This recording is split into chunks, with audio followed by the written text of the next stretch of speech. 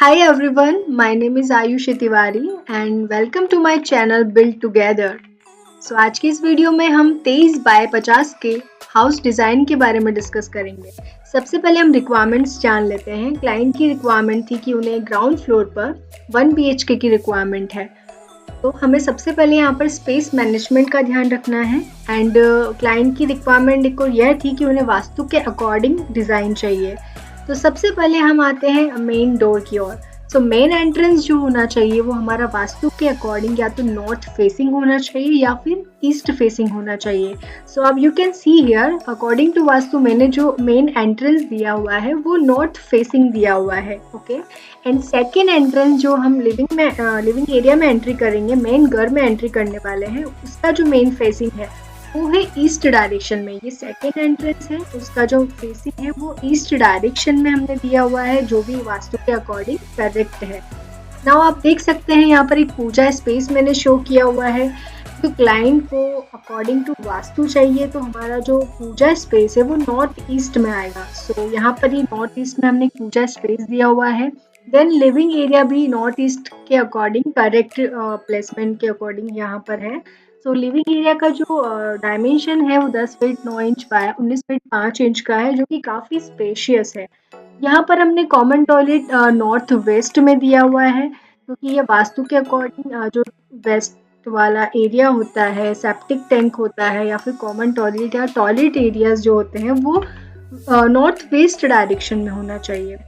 यहाँ पर हमने बैक साइड में एक वरांदा दिया हुआ है, क्योंकि बैक साइड में भी एक रोड है। ठीक है, तो बैक साइड में रोड है तो इससे भी हमने कनेक्ट कर रखा है इस वाले एरिया को। सो यहाँ से भी हमने एक डोर दिया हुआ है बैक साइड रोड से कनेक्ट करने के लिए। आप यहाँ से भी इजीली एंटर कर सकते हैं अपने हाउस के लिए। एंड यहाँ पर हमने 2 स्टेप्स दिए हुए हैं। वरांदा आप चाहे तो इस वाले एरिया को क्लोज भी कर सकते हैं। आप इस वॉल को क्लोज करके या एक वाइड विंडो देके आप यहाँ पर वॉश एरिया भी मेंशन कर सकते हैं। इसके पास ही में हमने एक साउथ वेस्ट डायरेक्शन में एक बेडरूम प्रोवाइड किया हुआ है, क्योंकि वास्तु के अकॉर्डिंग बेडरूम का जो प्लेसमेंट होता है वो साउथ वेस्ट होना चाहिए। यह भी वास्तु के अकॉर्डिंग हमने प्रोवाइड किया हुआ है। इसका जो डायमेंशन है वो 10 फीट बाय 13 फीट का आपको एक बेडरूम यहाँ पर मिल रहा है। इसी के पास में हमने एक स्टेयरकेस एरिया प्रोवाइड किया हुआ है। हमने इसका जो लुक रखा है वो डबल हाइटेड रखा है, क्योंकि ये एक लग्जरियस आपको लुक देगा। सो ये वास्तु के अकॉर्डिंग भी ये करेक्ट डायमेंशन करेक्ट प्लेसमेंट है स्टेयरकेस के लिए।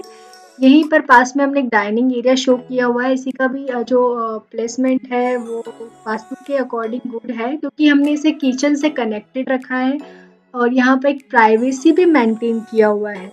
तो डाइनिंग एरिया किचन से कनेक्टेड है। डाइनिंग एरिया का जो डायमेंशन है वो 10 बाय 9 का आपको डाइनिंग एरिया मिल रहा है।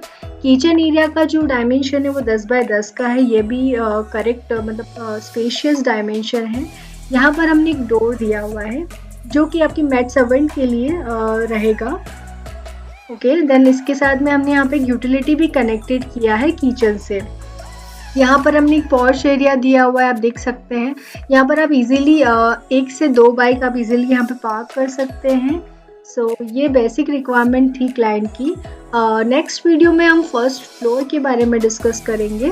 वहाँ पर फर्स्ट फ्लोर में क्लाइंट की रिक्वायरमेंट है कि वहाँ पर क्लाइंट्स को 2 बेडरूम चाहिए with attached dress and toilet and balcony और सिट आउट एरिया हम उसके साथ प्रोवाइड करेंगे। तो नेक्स्ट वीडियो में हम उसके बारे में डिस्कशन करेंगे। So guys, thanks for watching this video.